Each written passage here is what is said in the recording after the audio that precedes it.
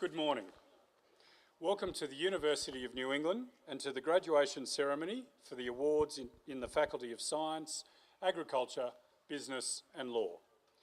Graduands, family, friends and the UNE community, may I ask you to now please stand for the entry of the academic procession and the Chancellor of the University of New England. And please remain standing to join us in singing the National Anthem. Thank you.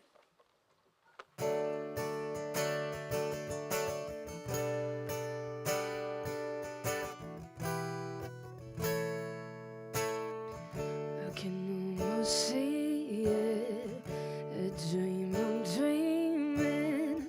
There's a voice inside my head say, you'll never reach it. Every step I'm taking, every move I make feels lost with no direction. My faith is shaking, and I gotta keep trying. I gotta keep my head held high, 'cause there's always gonna be another mountain, always gonna wanna make it move, always gonna be an uphill battle. Sometimes I'm gonna have to lose. Ain't about how fast I get there, ain't about what's waiting on the other side. It's a climb.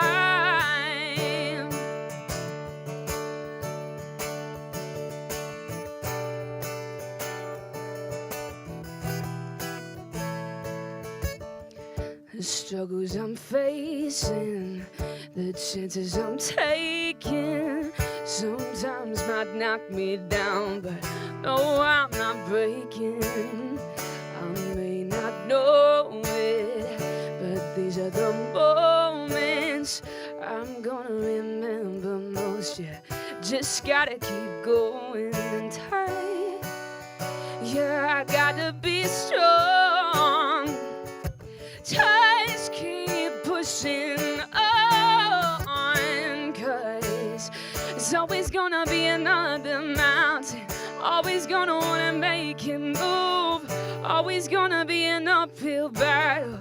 Sometimes I'm gonna have to lose. Ain't about how fast I get there, ain't about what's waiting on the other side. Oh, 'cause it's the climb.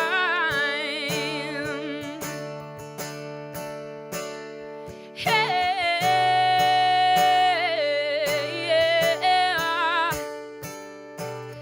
There's always gonna be another mountain, always gonna wanna make you move, always gonna be an uphill battle. Sometimes I'm gonna have to lose. Ain't about how fast I get there, ain't about what's waiting on the other side. Just keep on moving, keep climbing, keep the faith, baby. 'Cause it's all about the climb. Ladies and gentlemen, the National Anthem.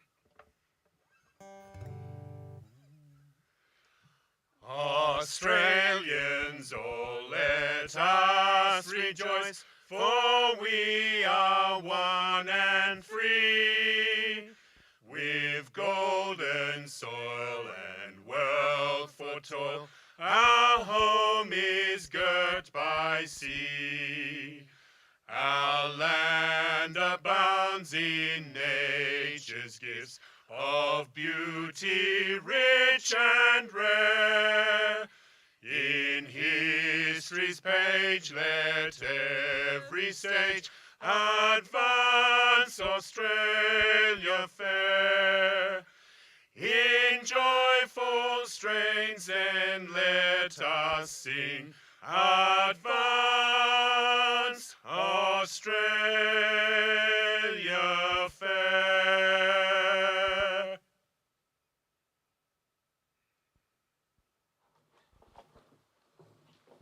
Please be seated.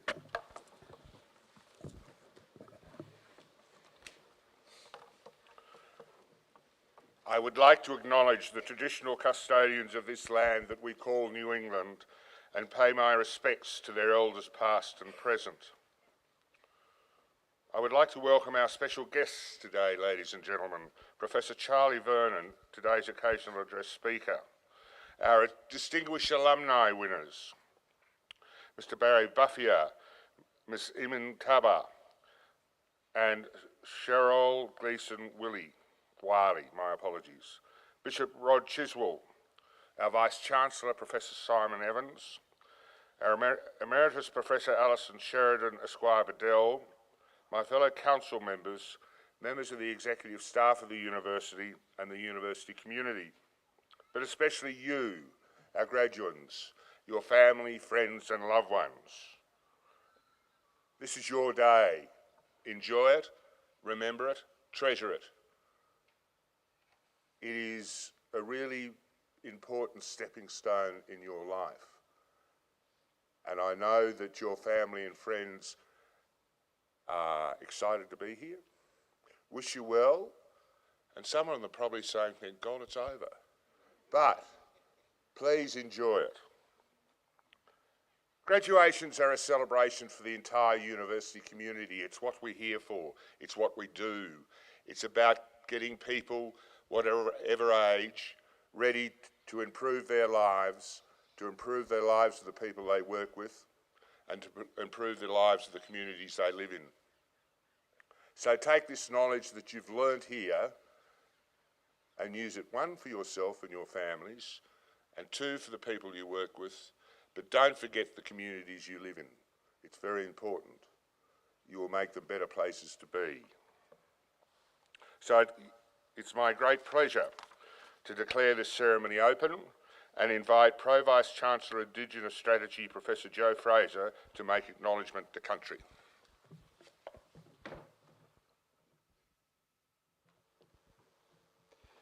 Thank you, Chancellor.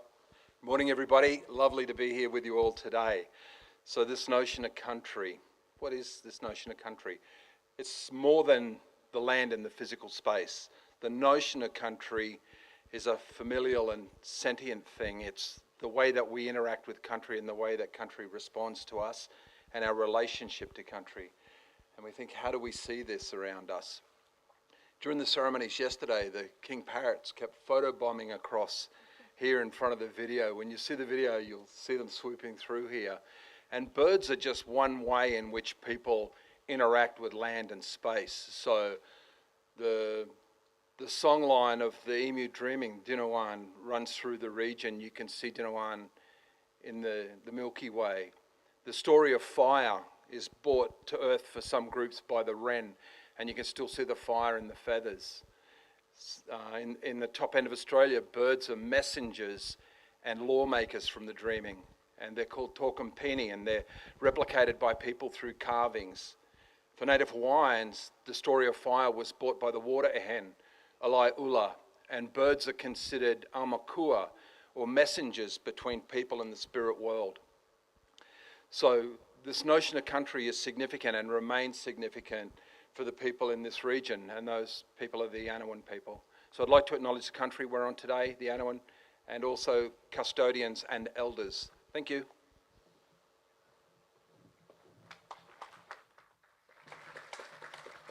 Thank you, Joe. Since 1994, the University of New England Alumni Awards have provided the opportunity to recognise the diverse achievements of our alumni in their lives, careers and communities, and who have demonstrated their commitment to UNE's core values. The UNE Distinguished Alumni Award is presented to a UNE graduate who, over the course of their career, have made significant contributions to their field, displayed outstanding leadership and professional qualities which embodying UNE values of creativity, innovation, risk-taking, access and inclusion, embodies characteristics of honesty, ethical behaviour and authenticity, and also will inspire future generations of UNE graduates with their achievements now and in the future. I now call upon the Vice-Chancellor, Professor Simon Evans to present the recipients of the Distinguished Alumni Award.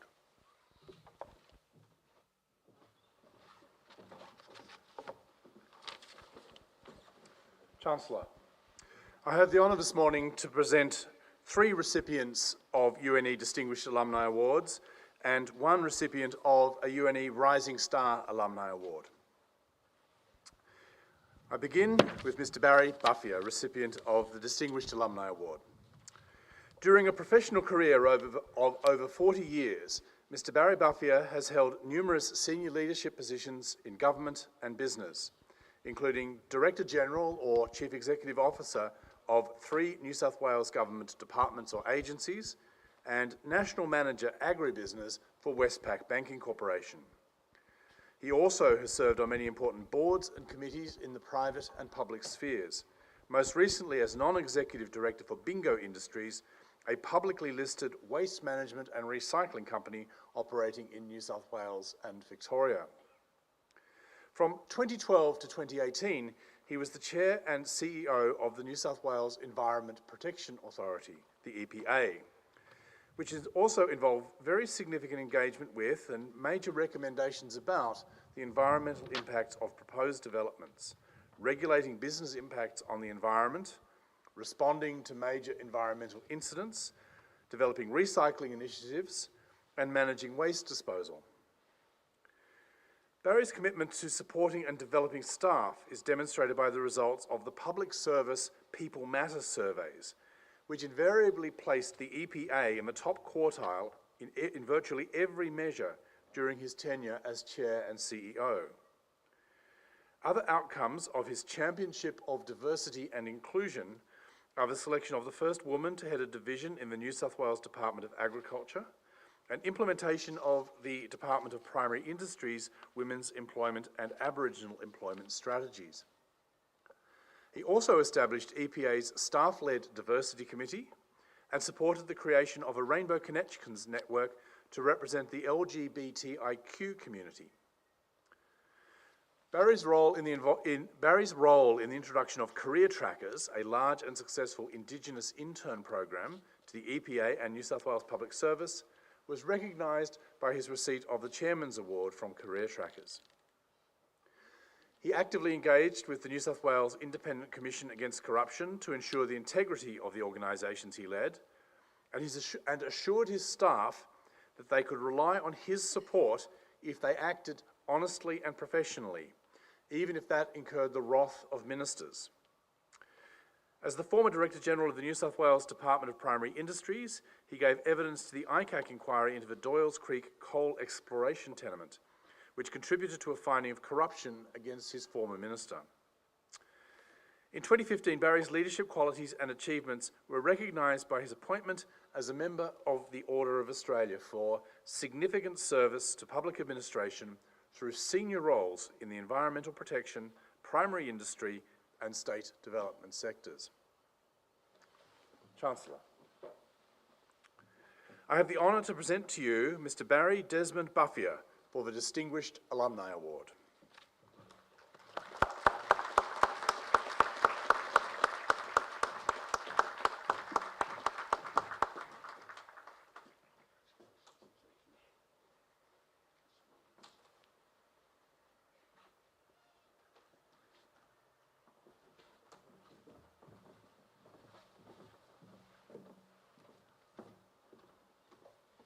Chancellor, Ms.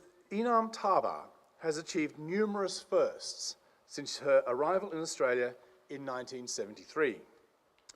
She was the first female industrial officer in the building industry, the first female executive officer industrial relations at the Master Builders Association of New South Wales, the first Muslim member of any tribunal in Australia when appointed to the Industrial Relations Commission of New South Wales in 1991, and the first Muslim member of the local court of New South Wales. Inam was also the first female head of the 116-year-old Industrial Relations Commission or Tribunal. She's been a very active member of her community and was the first female president of the Australian National Sports Club Incorporated and was served for a record 5 years. She's a life member and the only female member of the board since 2000, recently re-elected as a director in the club. During 2009, she was appointed as acting magistrate with the local courts of New South Wales, and in 2016 as acting chief commissioner of the Industrial Relations Commission of New South Wales, a position she held until her retirement in 2017. As a member of the Commission's Education Committee from 2010 to 2014, and later chair of that committee from 2014 to 2017, Inam took an active interest in Aboriginal affairs and participated in the Judicial Commission of New South Wales Nyara Yura program, attending conferences on understanding kinship and exchanging ideas. In 2012, she was appointed a member in the General Division of the Order of Australia for her work in industrial relations and the community. Since her retirement in 2017, she has tirelessly volunteered her services to her community in the Canterbury Bankstown local government area, an area categorised by social disadvantage, poor community participation and low incomes. Chancellor, I have the honour to present to you Ms. Inam Taba for the Distinguished Alumni Award.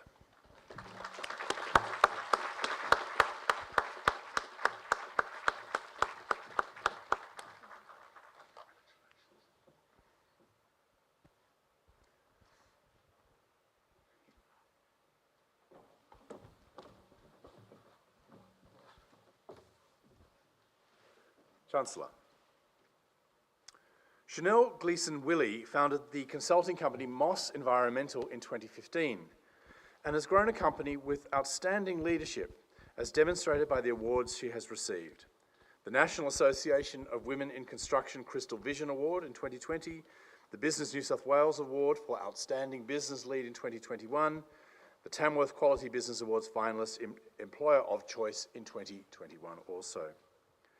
Chanel is heavily involved with the Industry Association's Environment Institute of Australia and New Zealand and the International Erosion Control Association, where she has held the role of Vice President for 2 years and now President for 1 year. She's a mum to 3 young children, aged 4, 7 and 10, and has led by example when it comes to taking time out of work for family commitments, discussions around the struggle of juggling work, family and me commitments, and encouraging her staff to openly discuss anything about their family life that might be affecting their workday, positive or negative. Chanel is an exceptionally strong advocate for ongoing environmental education of herself, her team, her clients, and the community. Chanel has been awarded the Rising Star Award in recognition of her professional leadership in the environmental industry and her innovative approach to fostering positive work-life balance for herself and the people with whom she works. Chancellor, I have the honour to present to you Ms. Chanel Gleeson-Willey for the Rising Star Alumni Award.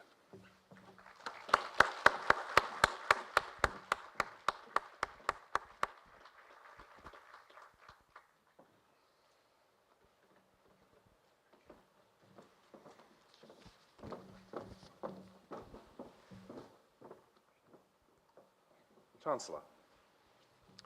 Dr. Charlie Veron's real name is John, but he's been prophetically called Charlie since the tender age of 6, when his teacher used to call him Mr. Darwin. Charlie went to a private school in Sydney. He describes his school days as the worst time of his life. He was at the bottom of the class in most subjects and sat for the leaving certificate, as it was then called, twice, nearly failing both times. Fortunately for him, a group of educational psychologists found him and he was given a Commonwealth scholarship to study anything he wanted at any Australian university. Charlie arrived here the following year, in January 1963, and here he stayed for 9 years, a time he describes as the most formative of his life. He came as, described here, a downtrodden, reclusive teenager, and left with a wife, a child, master's and doctorate degrees, and, importantly for what follows, a love of adventure. True to his nature, his degrees had nothing to do with what he would do next, which was to study coral on the Great Barrier Reef. Charlie became the first full-time researcher on the Great Barrier Reef, and in 1974 became the first scientist employed by the newly formed Australian Institute of Marine Science. He was a pioneer, spending 6,000 hours scuba diving on all the world's coral reefs. Sir David Attenborough gave Charlie another nickname, the Godfather of Coral, when he chaired Charlie's presentation to the Royal Society in London in 2009. By then, Charlie had published about 100 scientific papers and a string of monographs and books, becoming increasingly focused on the impact of climate change on the Great Barrier Reef.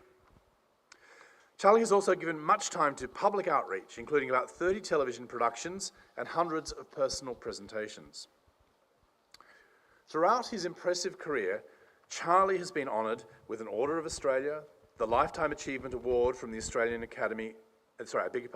the American Academy of Underwater Science, the Darwin Medal from the International Coral Reef Society, Australasian Science Prize, a special mention in the Eureka Awards, the Silver Jubilee Pin of the Australian Marine Sciences Association, and the Whitley Medal. We are honoured to add the Distinguished Alumni Award from this university to that list. Chancellor, I have the honour to present to you Professor John Edward Norwood Charlie Veron for the Distinguished Alumni Award.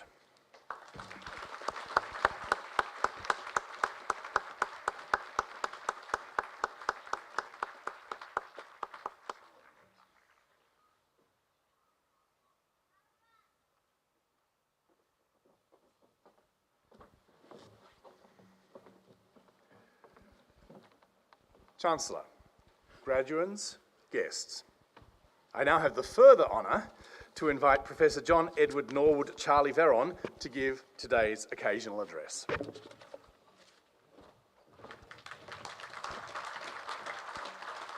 Thank you, Chancellor. Thank you, Vice-Chancellor. One and all, especially you young guys. I'm just going to read a little bit about my memoir, which was about when I first came to this university, if I can find it.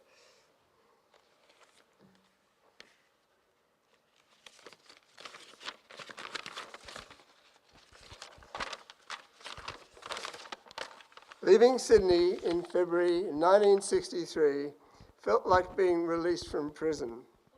Good, but not all good. For I might have worn the label damaged goods. I knew virtually no physics and no chemistry. I was unsure how a slide rule worked. I guess some of you wouldn't be too good at that either.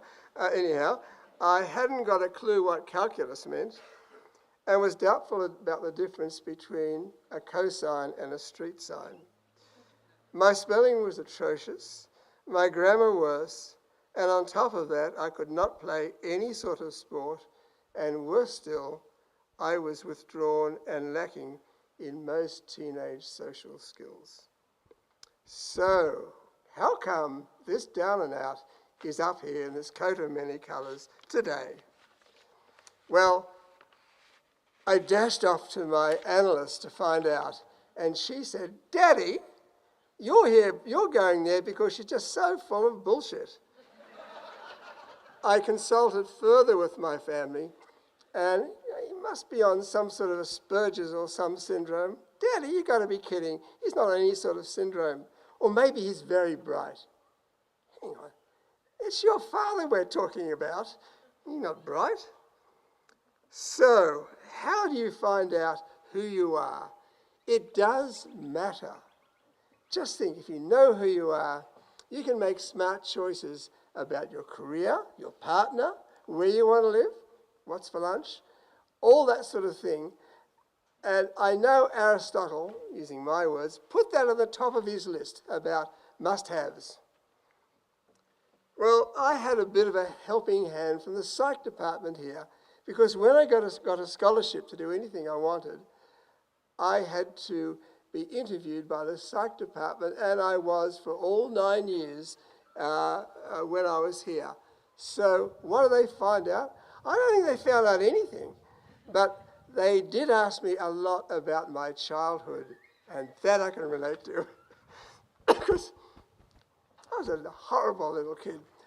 I was in a bubble, and in that bubble was my big dog and nature. and I love nature. I love being in the bush.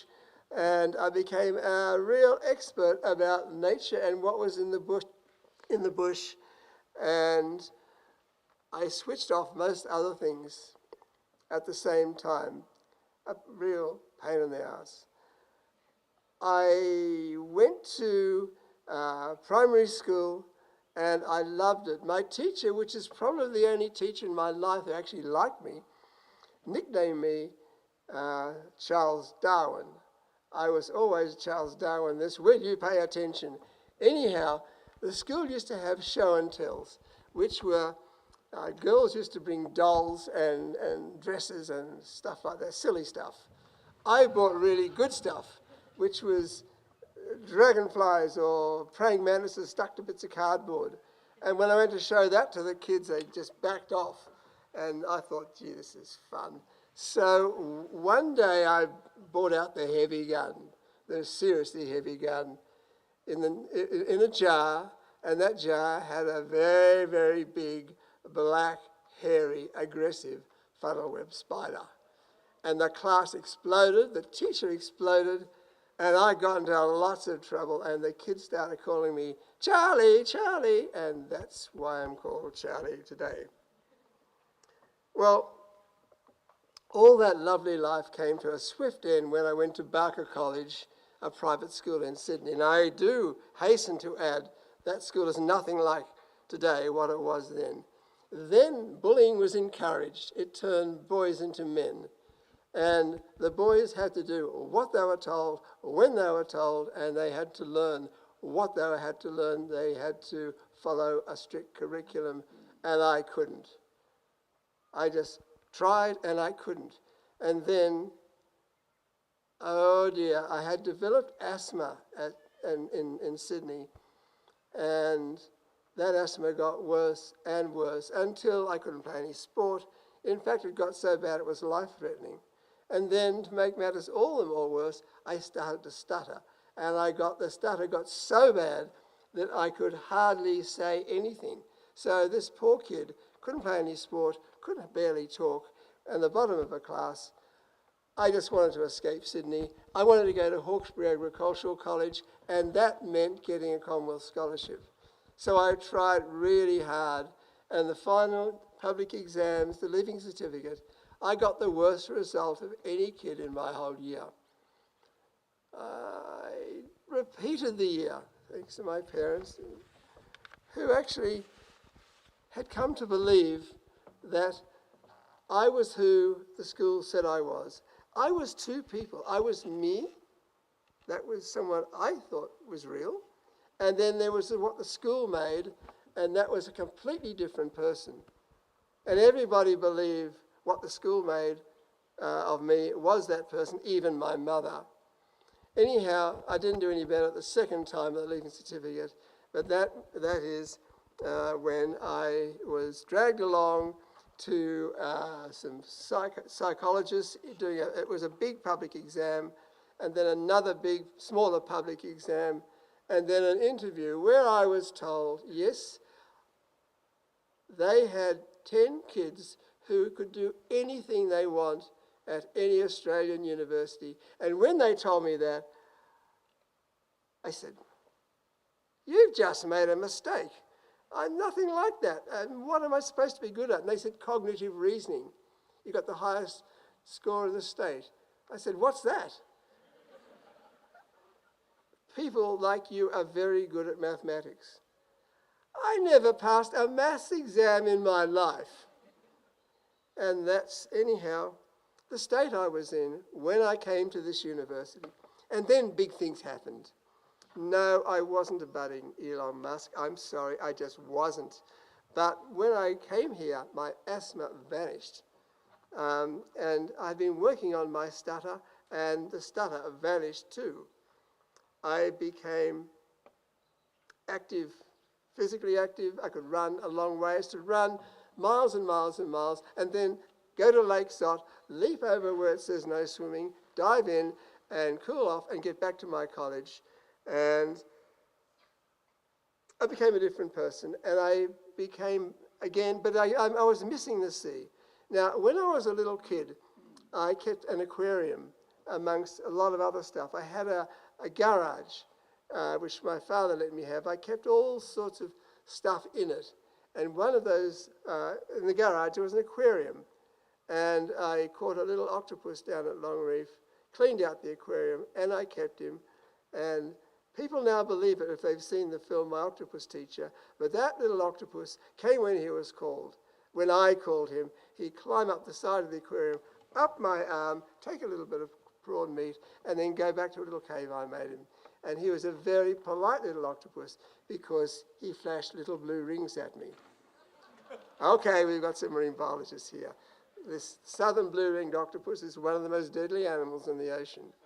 And that was not known then. That was headlines many, many years later. Well, Barker College was, to me, just the pits. It was the end. It was something I had tried to keep a notion of who I was. But when I came to this university, all things changed. When I started running, when I dived into Lake Salt. Another thing that I heard on that first week was some classical music. It was a Bach Brandenburg concerto, and I loved it. And I became obsessed with classical music, just as I used to be obsessed by nature. Well, that came in very handy during lectures, because I could sit there, look intently at the lecturer, and play a bit of Bach or Beethoven in my head. And after the lecture, I might ask another, what was all that about? I had no notion of what these lectures were about, and I didn't do well at all, but I didn't fail anything. Well, I also met my first love in life, my first girlfriend, later become my wife. I was terrified of women. I went to a boys' school, boys' college, and across the side of the corridor was an ace football player. He said, Charlie, you've got to go and play football. And so I joined the Epsilon Dregs, which was the lowliest football team in the whole university. And of course, it was the one to play. I could hardly believe it, a girls' team. I think it was Mary White. And it was the most savage experience I've had in my whole life. I never played football again. I used to escape down to the coast. The university had a marine station, Arrawarra, and I used to go swimming off the headland. And then I found someone who had a scuba tank. Now, I'd never met a scuba diver before, and he lent me his tank. He said, no, try not to drown yourself. And so we started then, a scuba club unknown to the university. And that took a leap forward when, a little bit late at night, the zoology department really didn't miss their 14-foot runabout. We would hitch it up to a car, and down the coast we would go, and out to the Solitary Islands. And there I found acres and acres and acres of corals. And they're on display now at this really lovely museum, which I saw yesterday, just over there, the corals that we found at the Solitary Islands. I wanted to make the whole place a marine park. And not even the Great Barrier Reef was a marine park in those days, and it is now a marine park. So I had an interest in corals. But Kirsty, by then my wife, was thumbing through the Armidale, I think we call it the Armidale Distress, but that may not be the right name for it, the Armidale newspaper, and there was an advertisement in it for expressions of interest in doing a PhD on, getting a postdoc to work on the Great Barrier Reef. You had to be a scuba diver. And I thought, I had been to a conference, the only conference at that time, and I got offered 4 postdocs on the spot because my PhD was on dragonflies. And dragonflies go to this extraordinary bit of behavior at dawn in the morning, and they change color, and that's what my PhD was about, except I couldn't submit it for 1.5 years because the university wouldn't let me. But anyhow, I kept on playing with these dragonflies. It was a lovely project. I was going off to Canada on one of these postdocs, but then the Great Barrier Reef called. Why would I go to Canada when I can go to this this beautiful place, and I did. So, off to Townsville we went, the head of zoology saying he never wanted to speak to me again. I ditched my career for a diving holiday. Now that was not the only down point in this whole thing. When the first job I had was at this university as a research fellow. Not a research fellow, a research assistant to Hal Heatwell, who's here now. And that involved, amongst many other things, collecting snakes. Now, I wasn't frightened of snakes, not like most people are, and so he collected all the nasties, the tiger snakes, black snakes, death adders, copperheads, you name them, and we kept them in the snake house, which was on the parapet, which still exists, although I think it's due to be demolished, between zoology and botany. And I looked after the snakes in this snake house. But I was going on a fortnight's trip, and I asked a technician in zoology to make sure the lights were on. It was really important to keep these snakes warm. I popped some mice for their dinner into these enclosures, and off I went. I came back, I was a bit worried about these snakes. It was getting on late at night, and it was all in darkness. And I opened the first door, and there was a dead mouse, and it stank, and the snake didn't move, and the next door, and the next door. And then I got more and more alarmed until I got to the end where there's a big enclosure that had my 16-foot amethystine python. She was an absolute darling of a snake. And I was so pleased when I saw her move. I was really worried. And then horror upon horror. She was moving because the rat I had put in her cage for her to eat had eaten a hole in her body and was eating her from the inside. I burst into tears. I was so upset. I went home and the night wore on, and come round about dawn, something worried me. And then I realized I hadn't shut any of these enclosure doors. Oh dear. So I thought today is going to be my last day at the University of New England. I had let a whole heap of venomous snakes loose down in zoology, right in the middle of the university. And sure enough, when I turned up, all very nervous and ready to run, the head of the department, Professor O'Farrell, very large man, came waddling over to me. He said, "Charlie, some louts have broken into the snake house and let the whole lot go. And builders have walked off. The Department of Botany has shut their doors. The zoologists, you see them out here. Can you catch them?" I said, yeah, I can catch them. And I did. And he was so pleased with me that he offered me a job of teaching fellow on the spot. That's how I became a teaching fellow, and I loved it. The zoology department was a little bit on the decadent side. As a teaching fellow, I was asked, could I do this course, take that course, and I eventually wound up teaching all the courses of the entire zoology department, including to external students, which I loved.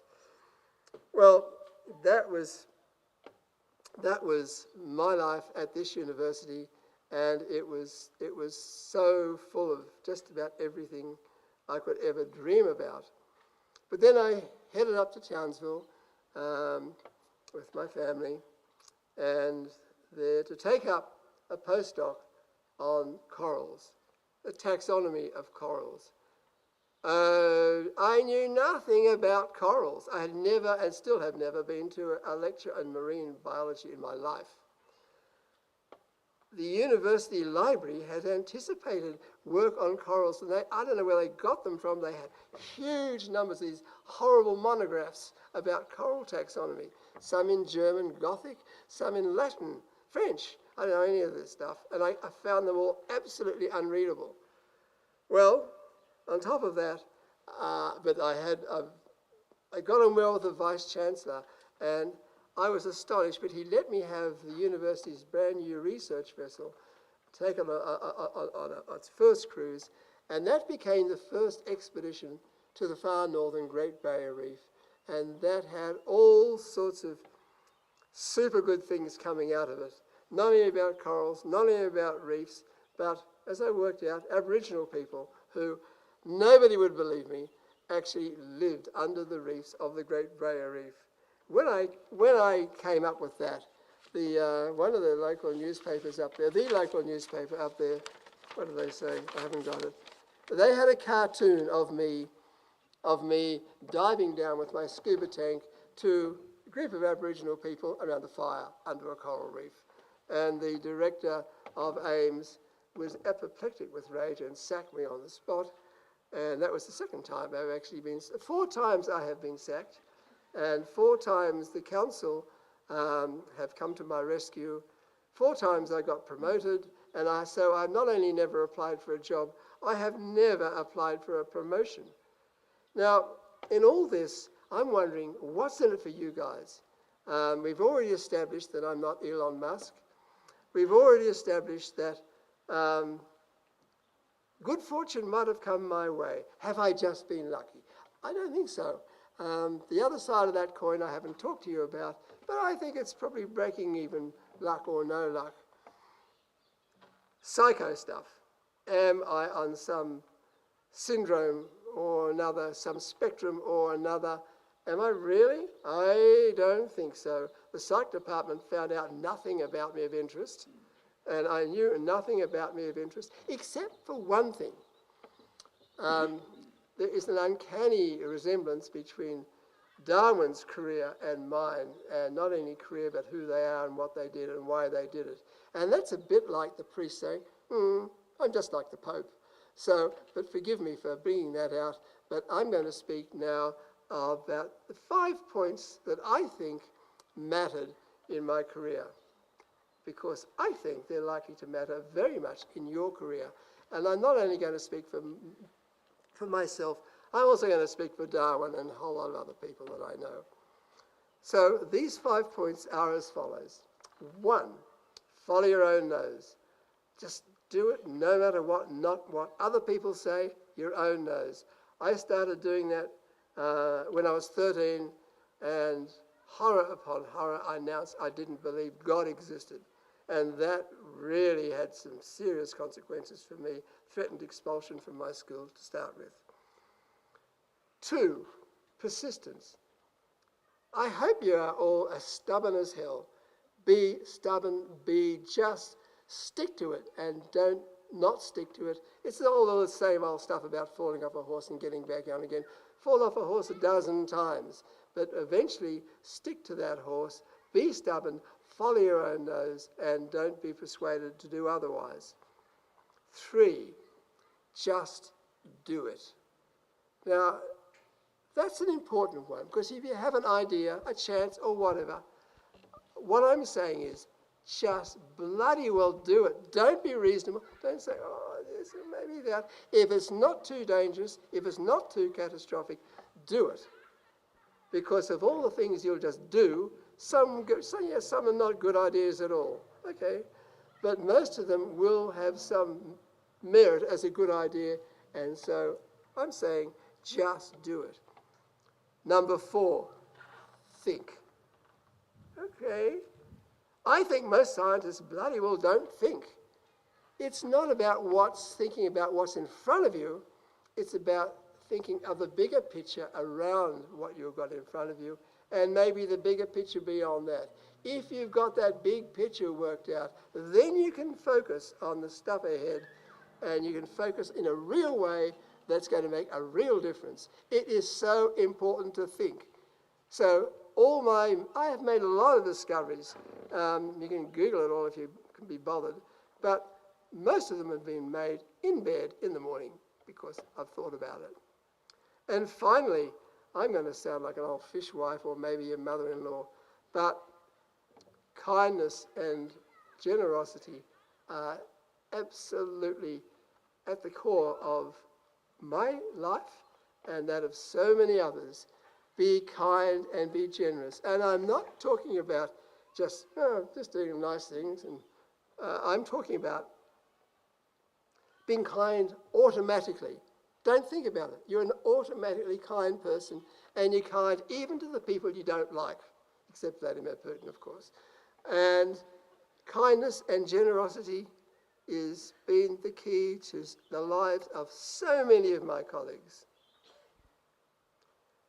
Guys, you're facing a hell of a future with artificial intelligence about to descend on you, and climate change, which is slowly starting to ramp up.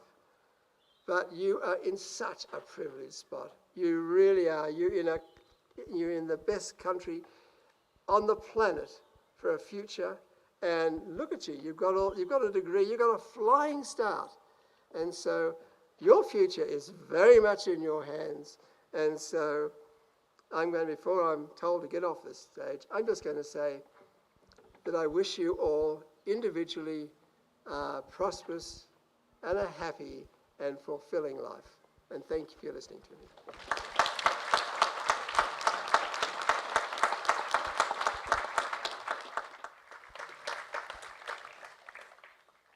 Thanks, Charlie, very much. It's an honour to have you as part of our family. As with all our other distinguished award winners, alumni award winners today, I think they show what you can do, as Charlie said, with determination and a bit of pig-headedness, with a degree from the University of New England. So thank you, Charlie, very much, greatly appreciated. And to our other winners, thank you for coming.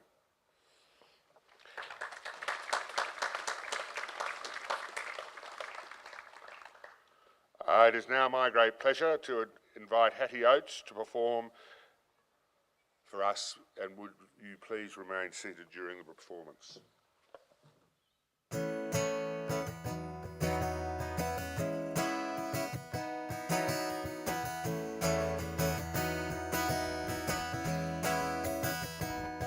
They say you can be anyone that you want if you want to. You can run, you can dream, you can love, but I don't know how to. And it's not like I've done this before. So can I be anyone that I want? Sprinting in the dark, can't stop tripping to fall into the arms of I don't know who it is.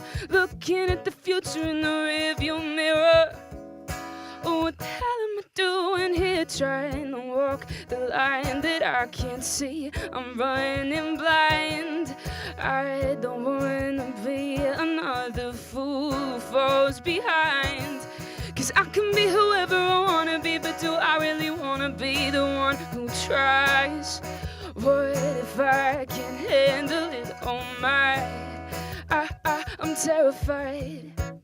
You can trip into him at the bar, but will he catch you? 'Cause you don't even know who you are. Sprinting in the dark, can't stop tripping to fall into the arms of I don't know who it is. Looking at the future in the rearview mirror. Oh, what the hell am I doing here, trying to walk the line that I can't see? I'm running blind. And I don't wanna be another fool who falls behind. But I can be whoever I wanna be, and I'm gonna be the one who tries. What if I can handle it? Oh my, I'm terrified. I can be whoever I wanna be. I'm gonna be the one who tries. I'm caught up in the thoughts that are losing me. I'll never lose my mind, 'cause I can be whoever I wanna be. I'm gonna be the one who tries. Caught up in the thoughts that are losing me. I'll never lose my mind, no.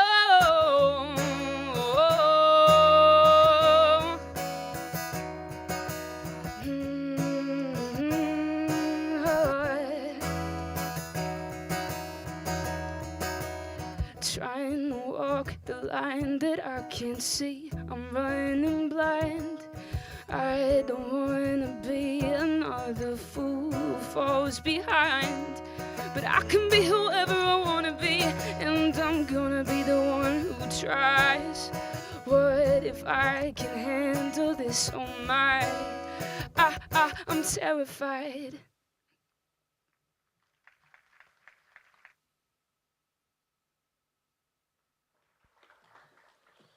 Thanks, Hattie, very much. It's one of the great pleasures of being at the University of New England and living in the New England region that we have some most extraordinarily talented musicians, and Hattie's a great example of that.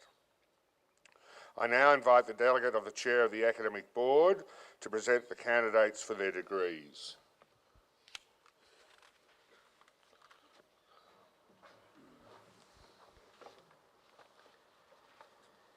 Would the graduates please stand?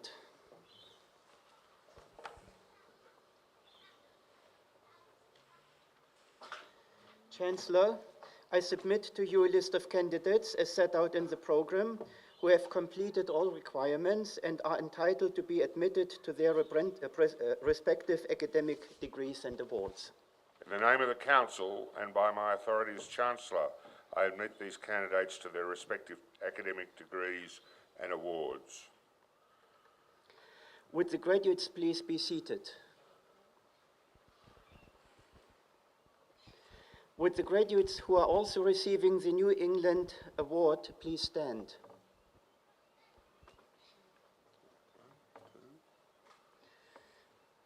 Chancellor, the New England Award is granted to selected graduates who have demonstrated outstanding service to the university and wider community and commitment to others. It is a non-academic award given by the university in recognition of the skills, attributes, leadership, and personal qualities that are developed through extracurricular activity, committee membership, voluntary work, and good citizenship. Today, the university is proud to presenting two of our graduates with this award. Through your actions to achieve the New England Award, you have shown yourselves to be high-achieving, proactive, and outward-looking members of the university community. UNE is proud of the relationships we have developed with many of the organisations across Australia and in fact around the world as a result of your efforts. On behalf of the Council and the entire university community, I extend my hearty congratulations. Would the graduates please be seated? Would the graduates who are also receiving a Vice-Chancellor's Scholar Award please stand?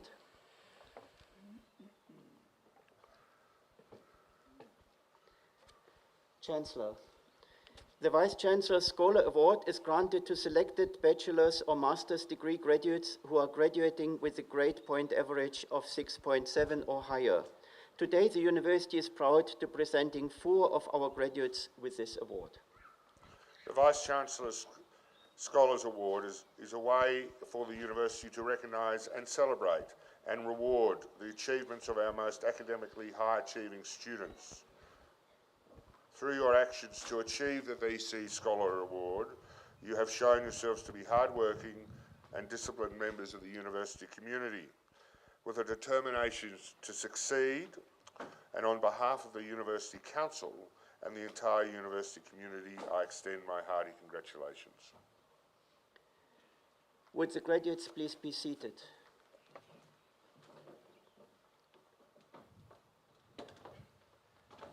Chancellor, I now have the honor to present to you all those graduates newly admitted to academic degrees and awards, commencing with those graduates newly admitted to the degree of Doctor of Philosophy who are able to be present at this ceremony.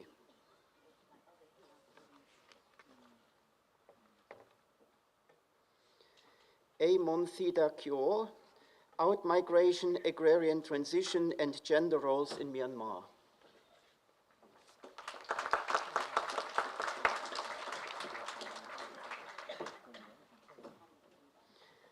Wolimuni Chamindri Suwanka Mendes Abesikara, Exploring the Economy-Wide Implications and Adaptation Strategies of Climate Change Impacts on the Agricultural Sector in Sri Lanka and South Asia, Application of Computable General Equilibrium Models.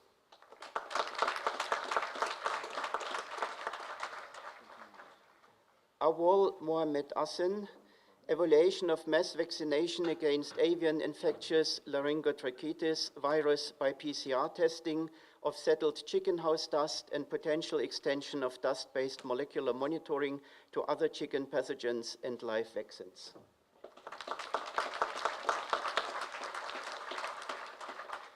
Flora Begum, the role of women's participation in co-management of the Sundarban mangrove forest of Bangladesh.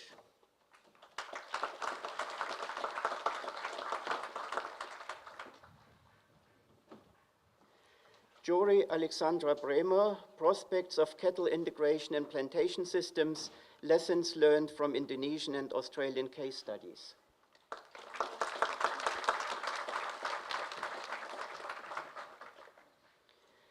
Timothy James Henderson, The Ecology and Conservation of the Spotted-tailed Quoll in a Fragmented Landscape within the Hunter Valley region of Australia.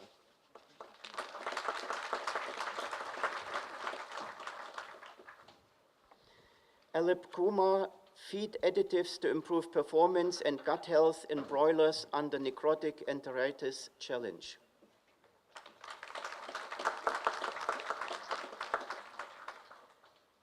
Juan David Lobaton Garces, Sequencing Technologies to Study the Pollination Services of Apis mellifera in Apple Orchards.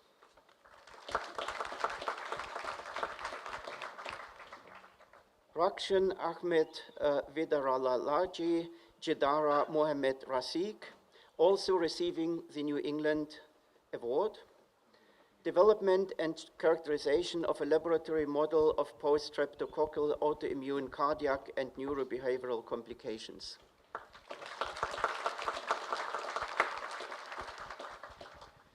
Rosan Babu Ochha, pasture species as an option for soil organic carbon sequestration to restore abandoned croplands in Nepal.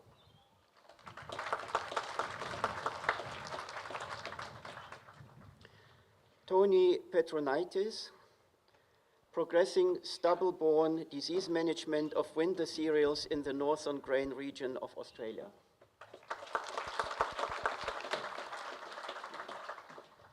Amelia Catherine Redfern, Physiological and Behavioral Patterns Associated with Prolonged Lambing Events in Sheep.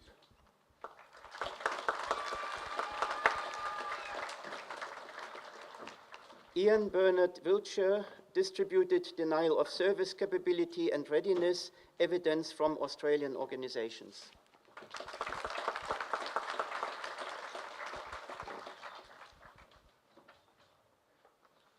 Chancellor, I now have the honor to invite the delegate of the Dean of the Faculty of Science, Agriculture, Business and Law, Professor Leopold Bayerlein, to present those graduates newly admitted to degrees and awards, commencing with the degree of Master, who are able to present at this ceremony.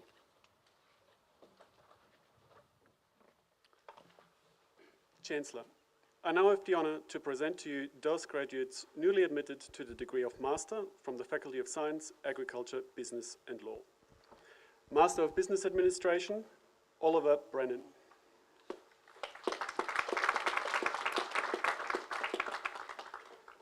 Rachel Louise Curlin.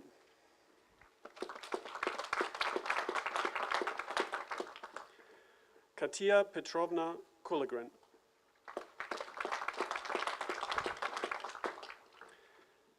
Jennifer Ann Thompson.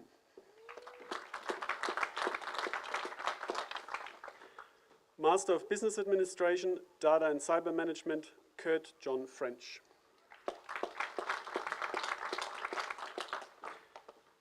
Master of Data Science, Azili Kindipan Buyangawan.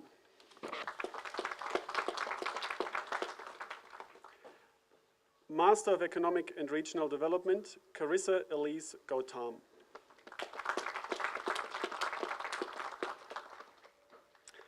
Master of Economics, Ramachandra Poinen.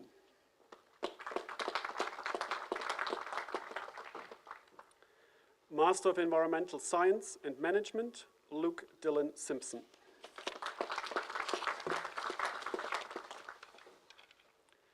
Master of Neuroscience, Juan Luis Pedraza Lamus.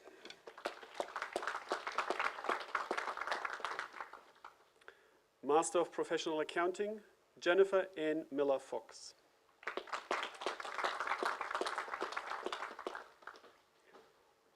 Augustine Opoku.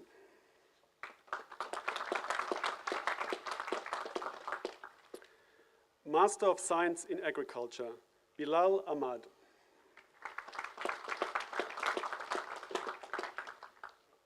Brianna Carney.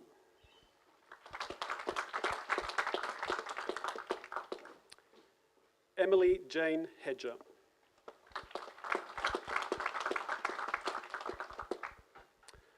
Umar Saeed.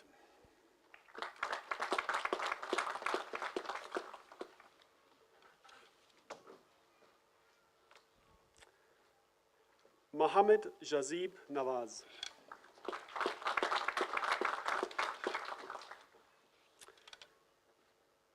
Master of Scientific Studies, Banu Prashad Challa.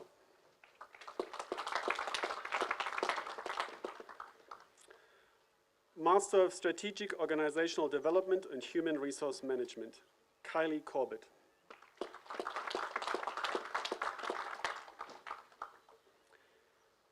Benjamin Peter James.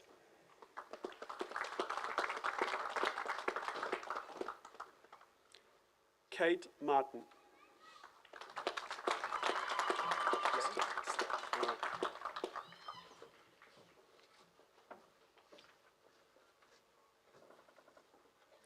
Chancellor, I now have the honor to present to you those graduates newly awarded the Graduate Diploma and Graduate Certificate from the Faculty of Science, Agriculture, Business and Law. Graduate Diploma in Financial Planning, Maureen Margaret Claire Drieberg.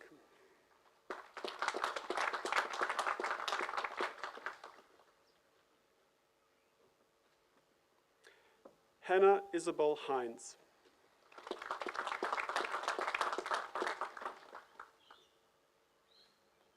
Graham Robinson.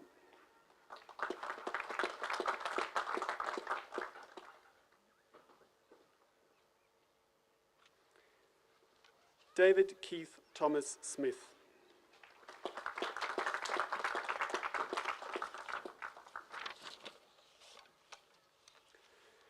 Graduate Certificate in Human Resource Management, Rosemary McCool.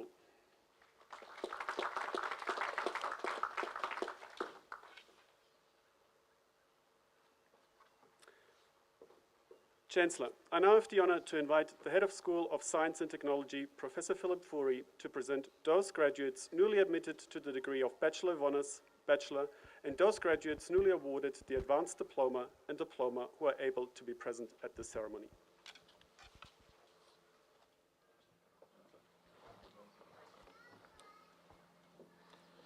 Chancellor, I now have the honor to present to you those graduates newly awarded the degree of Bachelors with Honors, Bachelors, and the graduates awarded the Advanced Diploma and Diploma from the School of Science and Technology. For the Bachelor of Science with Honors, Ebony Louise James, First Class.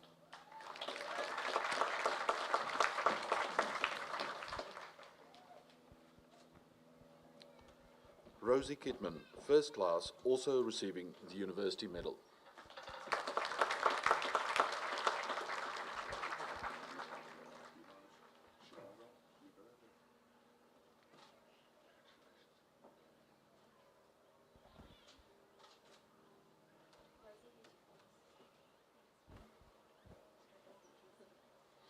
For the Bachelor of Biomedical Science, Lucinda Eggleton.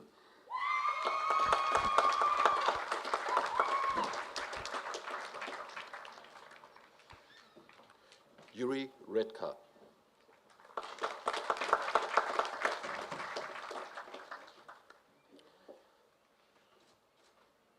Richard Stephen Weekly.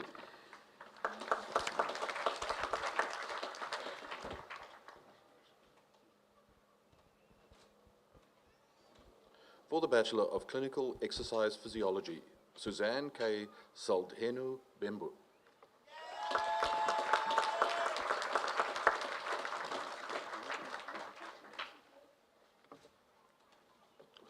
Mitchell Delbridge.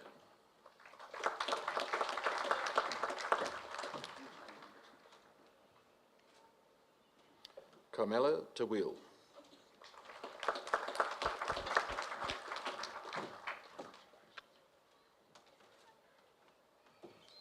Lauren Helen Topolsky.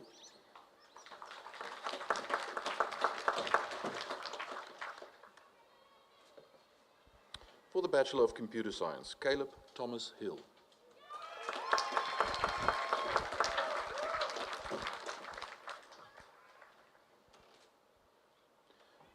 Yunjae Lee.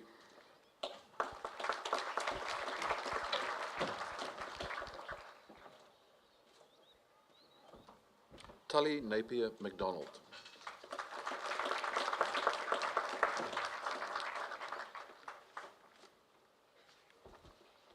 For the Bachelor of Exercise and Sports Science, Georgia Bath.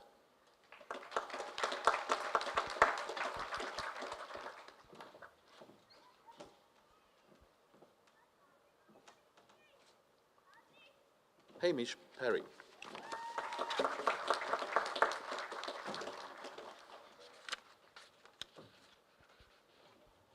For the Bachelor of Science, Ryan Lee Brady.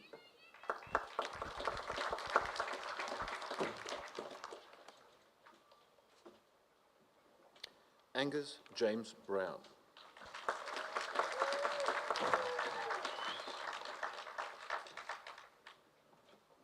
Elena Josephine Fellows.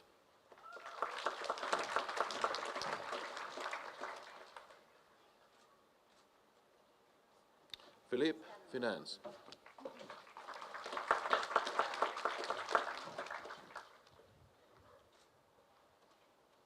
Caitlin Taylor George.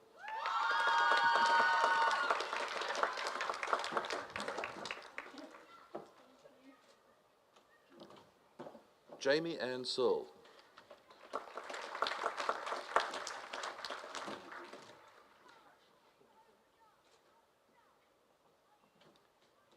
Belle Louise Steinhort.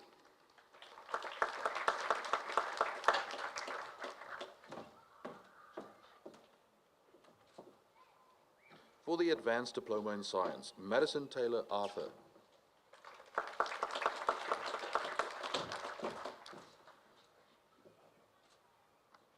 Edwin Michael Heinz Samuel.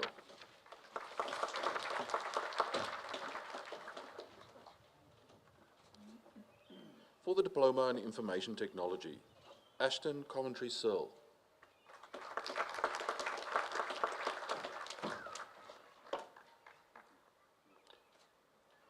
For the Diploma in Science, Tyler Coventry Searle.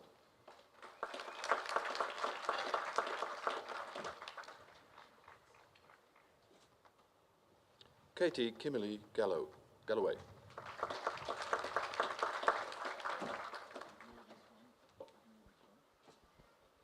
Gordon Robert McClellan.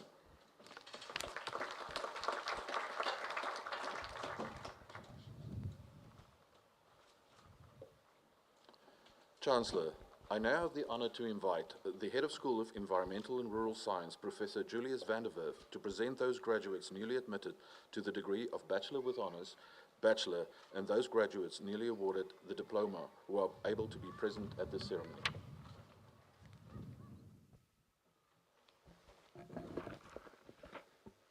Chancellor, I now have the honor to present to you those graduates newly admitted to the degree of Bachelor with Honours, Bachelor, and those graduates newly awarded the Diploma and Undergraduate Certificate from the School of Environmental and Rural Science. Bachelor of Rural Science with Honours, Pippa Jan Pryor, first class, also receiving the Vice Chancellor's Scholar Award.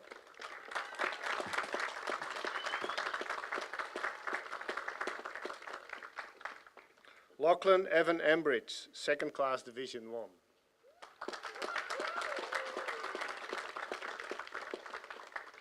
Corey William Cutler, second class, Division 1.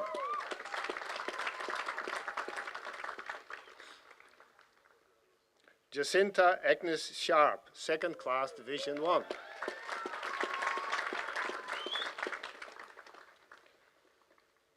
Bachelor of Agriculture, Bachelor of Business, Alexander Beard.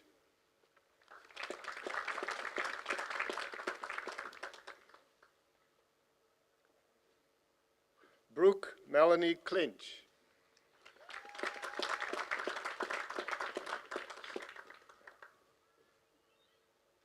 Nicholas Jack Cronton.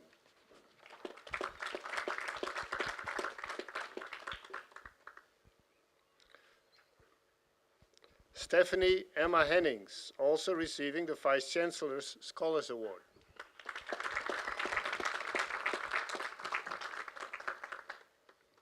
Fiona Susan Higgins.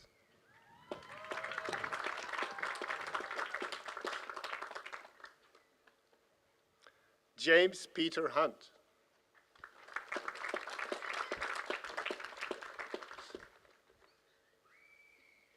Eliza Ryan.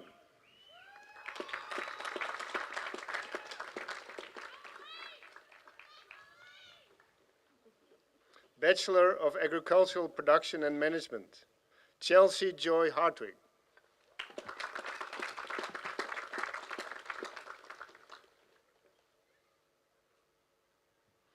Cameron Ledingham.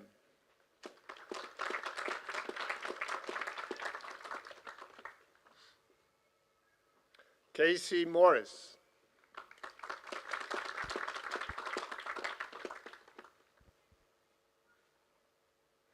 Bachelor of Agriculture, Madeline Molly Bignell.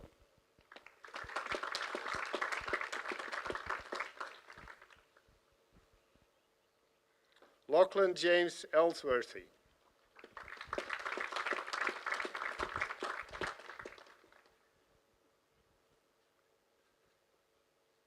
Lachlan Charles Essex.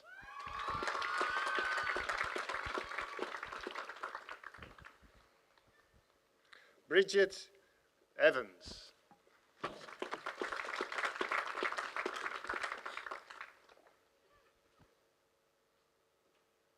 Isabel Mary Claire Golden.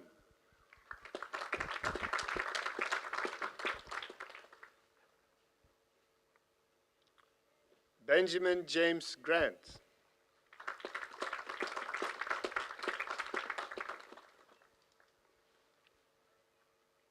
Ellen Sandra Erison.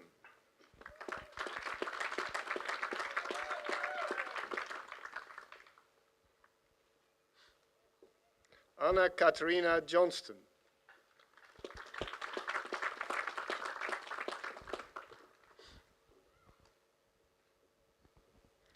James Andrew McLaughlin.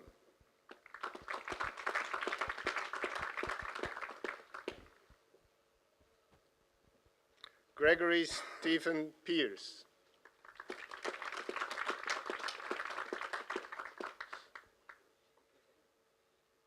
Joshua John Somerville.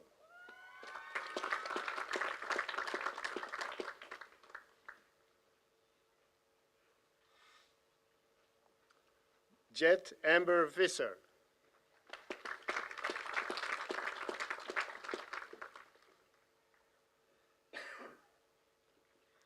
Reese Robert Webster.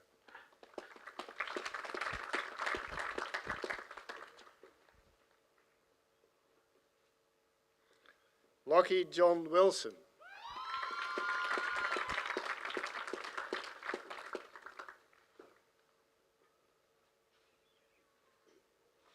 Bachelor of Animal Science, Penelope Ann Bernard McKillop.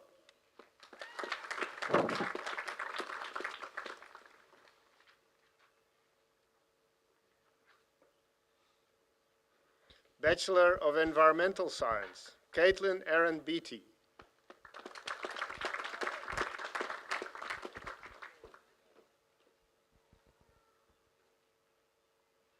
Rebecca Ann Hartman.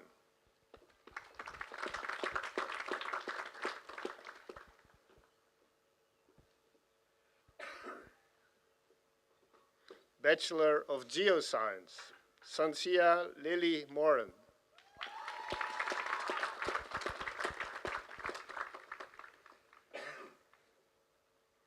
Jesse John Murphy.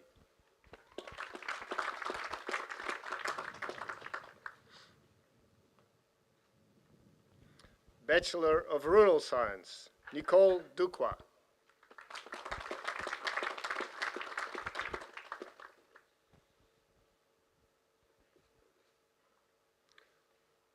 Jordan Daniel Gamson.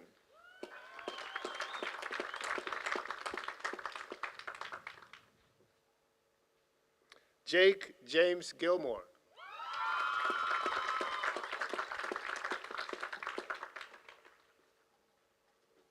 Connor Minogue.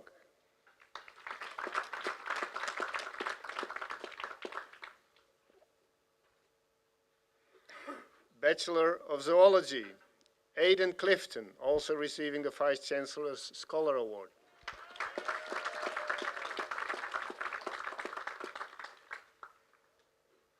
Samantha Everett.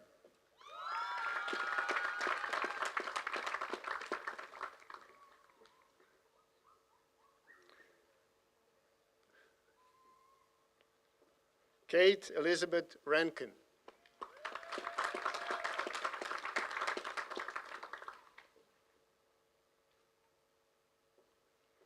Kathleen Stewart.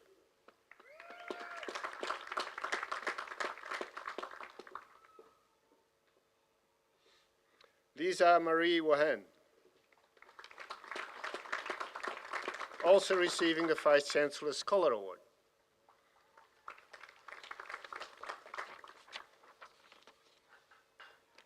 Chancellor, I now have the honor to invite the head of the UNE Business School, Professor Sujana Adape, to present those graduates newly admitted to the degree of Bachelor's Honors, Bachelor, and those graduates newly awarded the diploma who are able to present at this ceremony.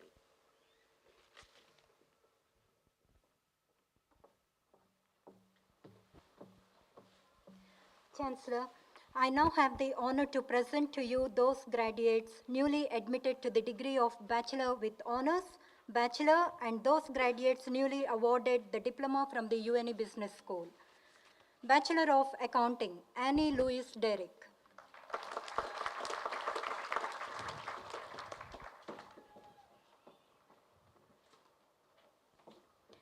Mary Jane Catherine Phillips.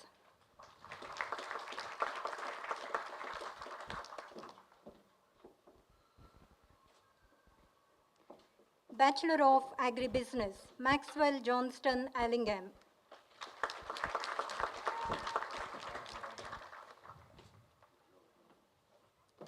Timothy Joseph Finlayson.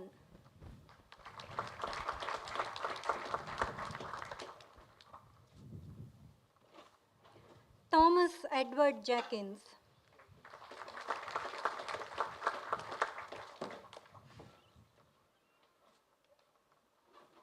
Joshua James Leapins.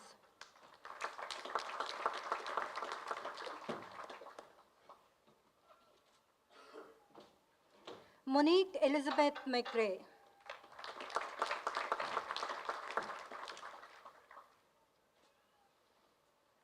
Georgie Grace Oman.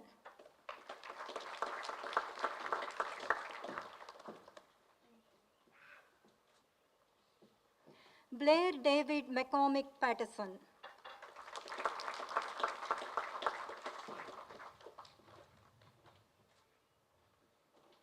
Samuel Robert Tapp.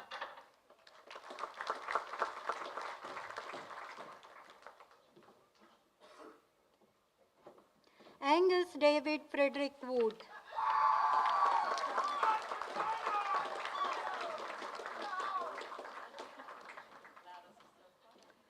James Lloyd Robert Archer.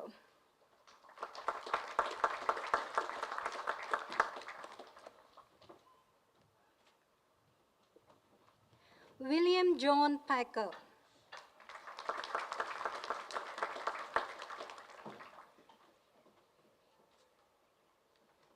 Bachelor of Business, Sarah Marie Brown.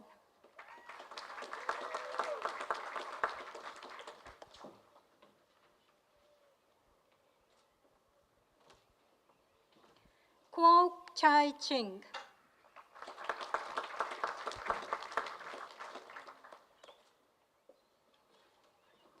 Pa Wei Chong.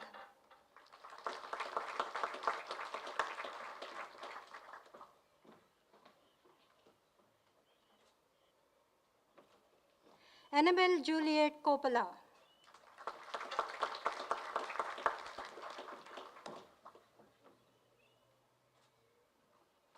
Isabella Mary Densley.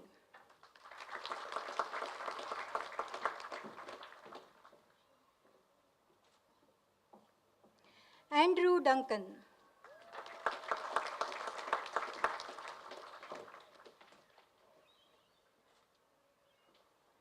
Michaela Hope Gauchi.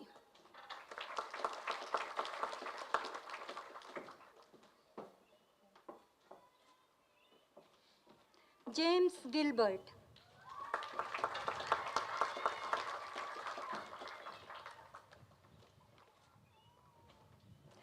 Jong Nuyuk Ing.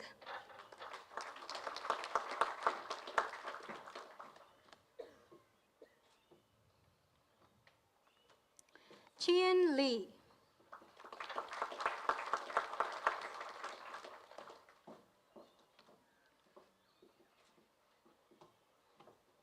Lee Van Ying.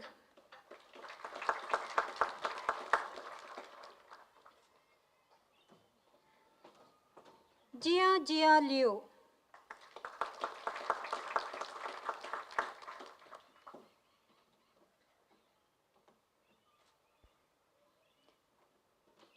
Liu Lin Lin.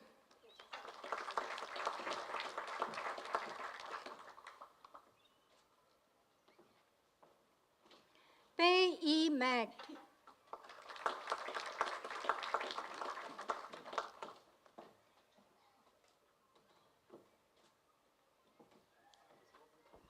Nicole Louise McNamara.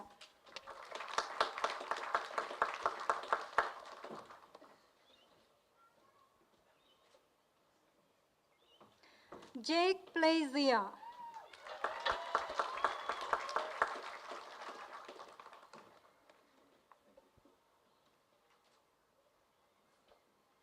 Lucy Helen Shaw.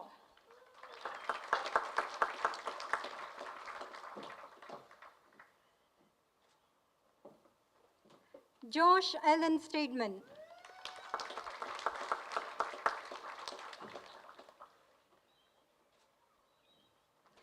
Tan Suk Min.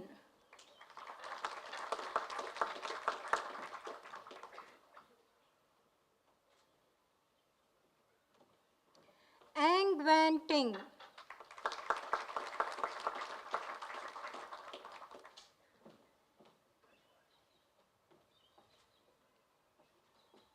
Bachelor of Commerce Accounting, Christy Lee Lang.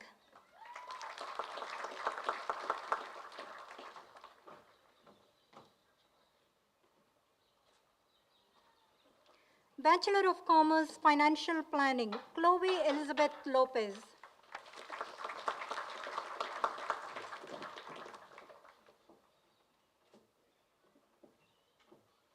Bachelor of Organizational Leadership, Lee Norman Becher.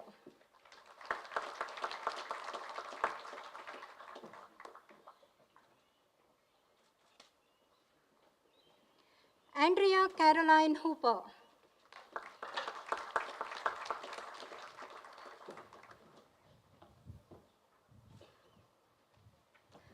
Lachlan Bernard Kerens.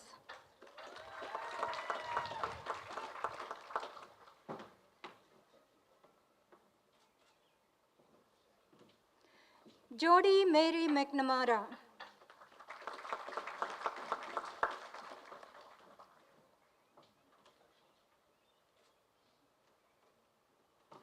Jacqueline Parrish.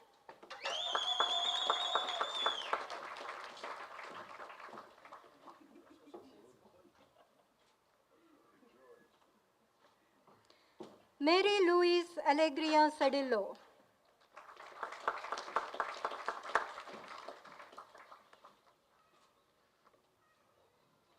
Mark Allen Rooney.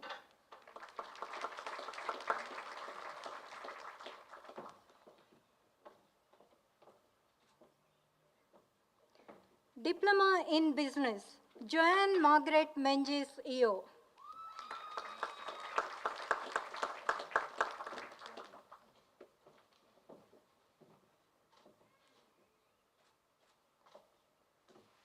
Chancellor, I now have the honor to invite the delegate of the head of the School of Law, Professor Cameron Moore, to present those graduates newly admitted to the degree of Bachelor with Honors, Bachelor, and those graduates newly awarded the Advanced Diploma and Diploma who are able to be present at this ceremony.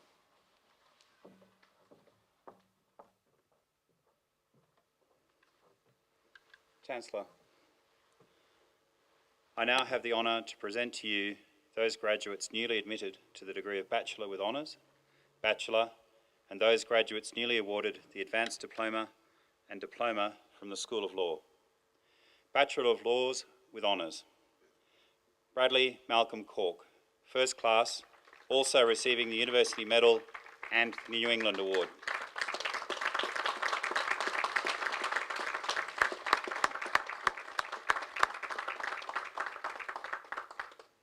Scott Anthony Fanker, Second Class, Division 1.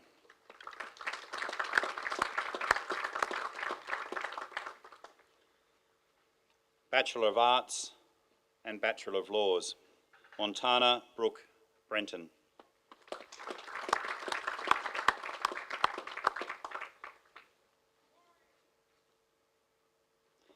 Emily Posthausen.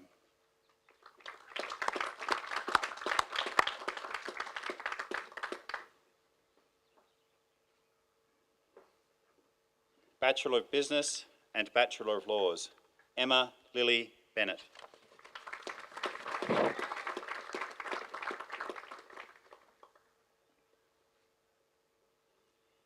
Bachelor of Criminology and Bachelor of Laws, Talia Jamie McCartney.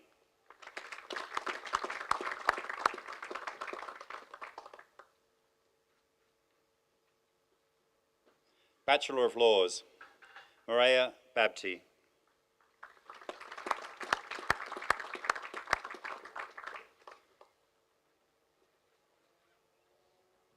Scott Berryman.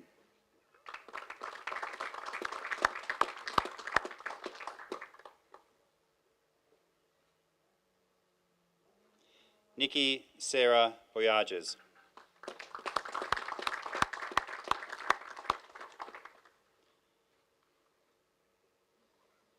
Wing Man Chu.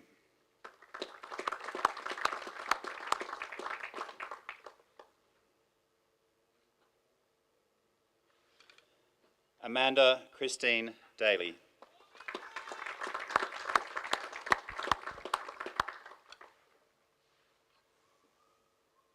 Eleanor de Gabriel.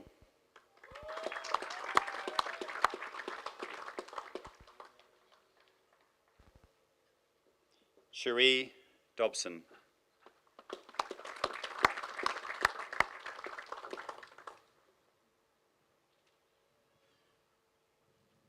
Richard Bryce Ferguson.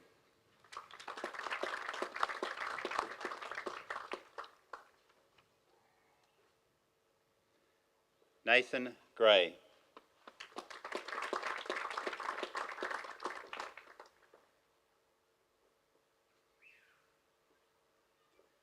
Rachel Nicole Hitchens.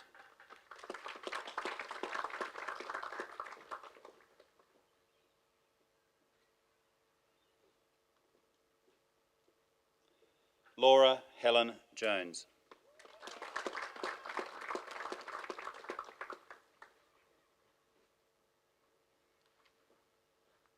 Samantha Leanne Judd.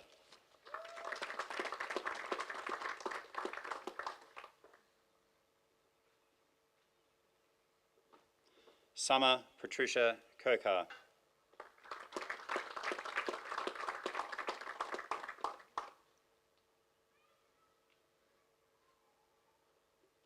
Shuk-Ki Becky Kwan.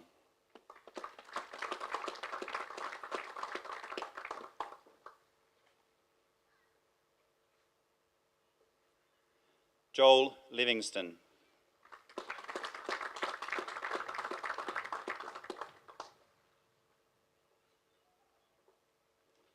Frank William Marotta.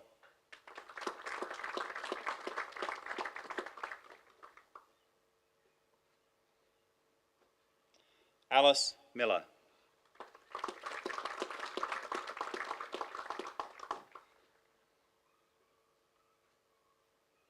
Madeline Quirk.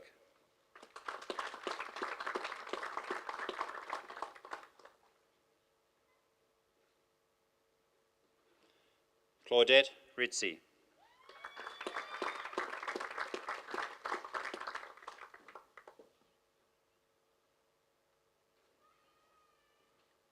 Samantha Claire Aguirre Short.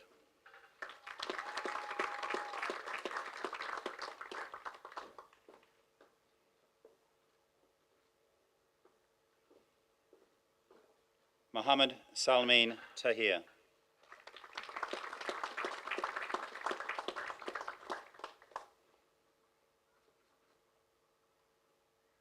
Ben Taylor.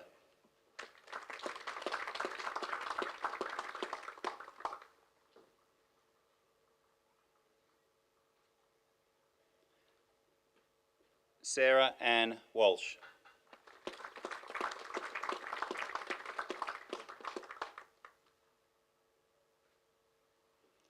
Ellen Sarah Warner.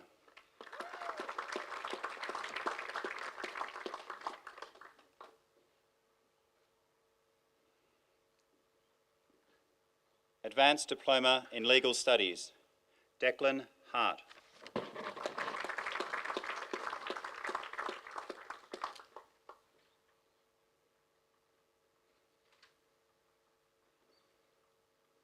Diploma in Paralegal Studies, Rochelle Mary Elizabeth Celestin.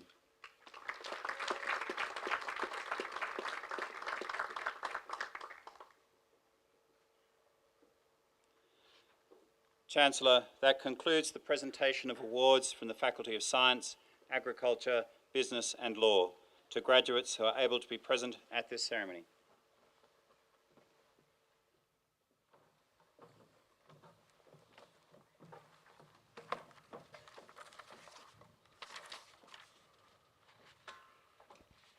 Congratulations. You've joined a wonderful club. It's called the Graduates of the University of New England. I would like now to invite Bradley Cork, Bachelor of Laws with First Class Honours, to deliver the vote of thanks.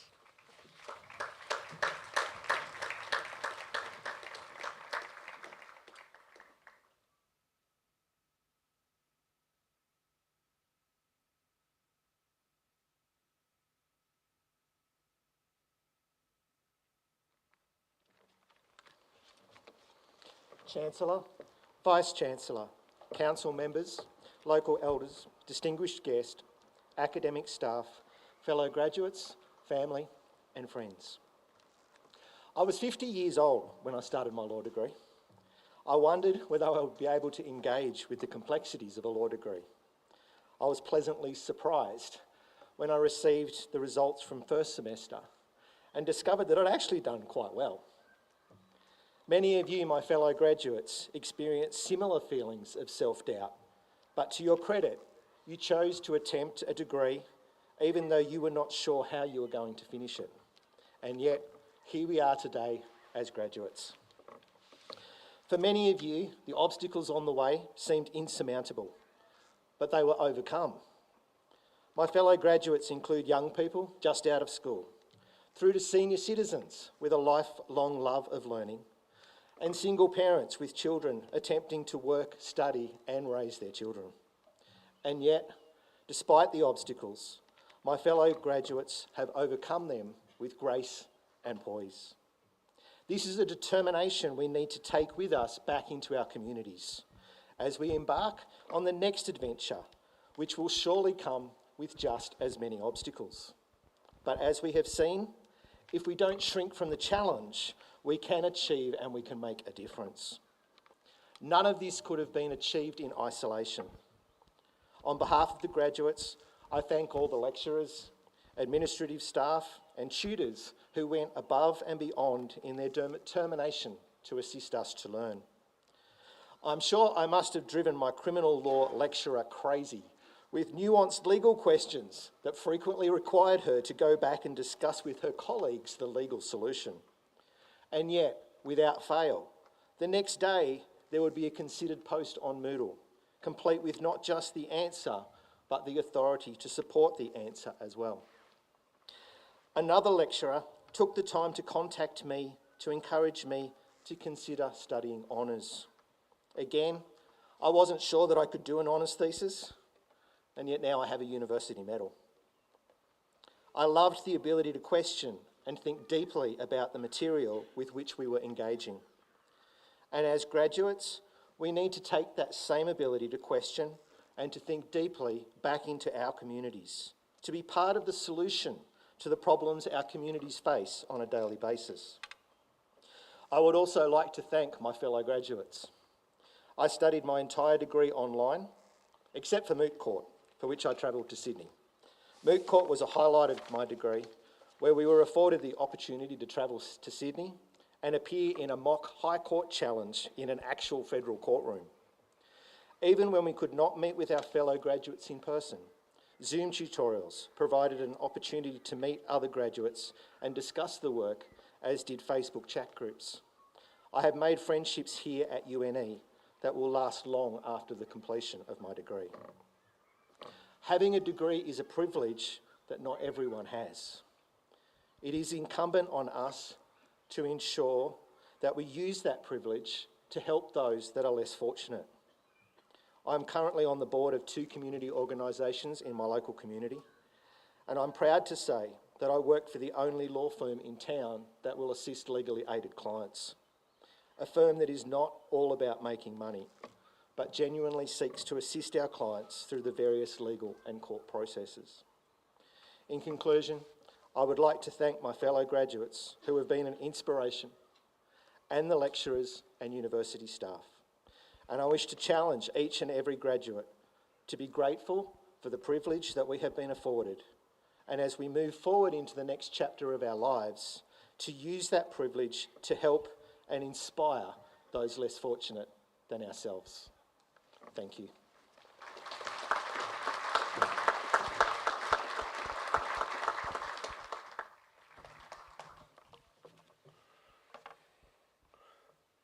Thanks, Bradley, very much. We have a tradition here.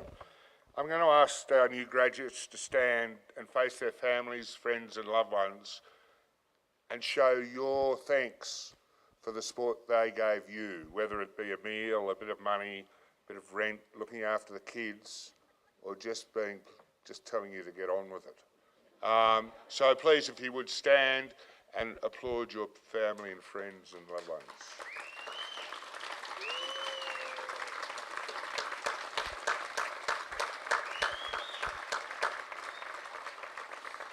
Thank you. If you could be seated for a minute. You've joined, as I said, you've joined a extraordinary club. It's the alumni of the University of New England. It's a worldwide club. And in most cities and towns, somewhere you'll find a graduate of UNE. Use their knowledge. Introduce yourselves. Whether it's for the minor things of where do you buy the best coffee or tea, where do the kids go to school, where are the best restaurants. But use their knowledge. And also, in the future, help the people who will follow you as alumni of UNE. We like to think we're a family, and we like to know where you are and what you're doing, and we like to be able to tell you what we're doing here. The people who put this together work extremely hard, whether they be graduation staff, the grounds people, the St John's ambulance, the people that make sure that the grounds look magnificent. So on your behalf, I would like to thank them, because without them, today would not happen.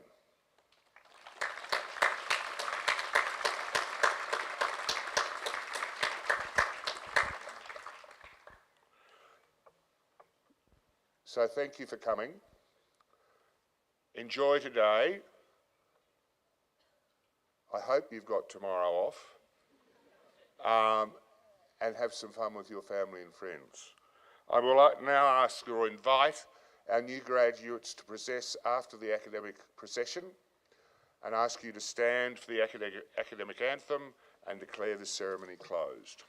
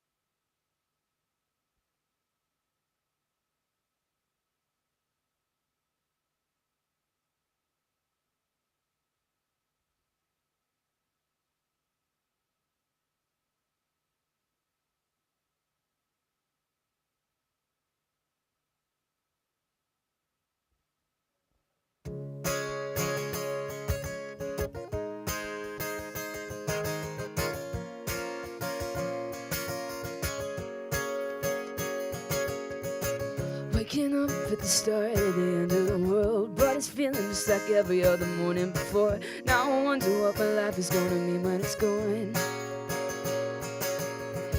Cars are moving like a half a mile an hour, and I started staring at the passengers who waving goodbye. Can you tell me what was ever really special about me all this time?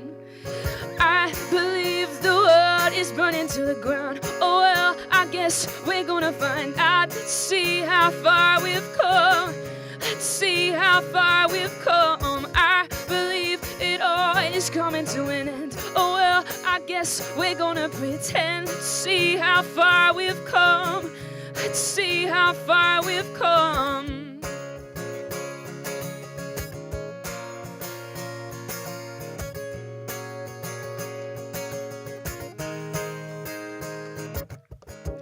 Think it turned 10 o'clock, but I don't really know. Then I can't remember caring for an hour or so. Started crying and I couldn't stop myself. Started running, but there's nowhere to run to. I sat down on a seat, took a look at myself. Said, where you going, man? You know the world is heading for hell. Say your goodbyes if you got someone you can say goodbye to. I believe the world is burning to the ground. Oh well, I guess we're gonna find out. Let's see how far we've come. Let's see how far we've come. And I believe it all is coming to an end. Oh well, I guess we're gonna pretend. Let's see how far we've come. Let's see how far we've come.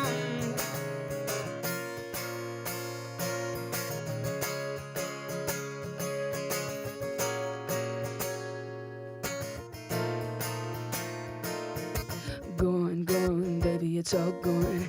No one on the corner and there's no one at home. Cool, it was just all cool. Over for me and it's over for you.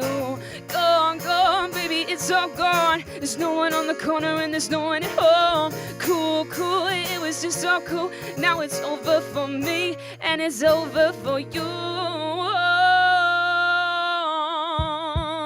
'Cause I believe the world is burning to the ground. Oh well, I guess we're gonna find out. Let's see how far we've come. Let's see how far we've come. I believe it all is burning to an end. Oh well, I guess we're gonna pretend. Let's see how far we've come. Let's see how far we've come. I believe it all is burning to the ground. Oh well, I guess we're gonna find out. Let's see how far we've come. Let's see how far we've come. I believe it all is burning to an end. Oh well, I guess we're gonna pretend. See how far we've come. Let's see how far we've come.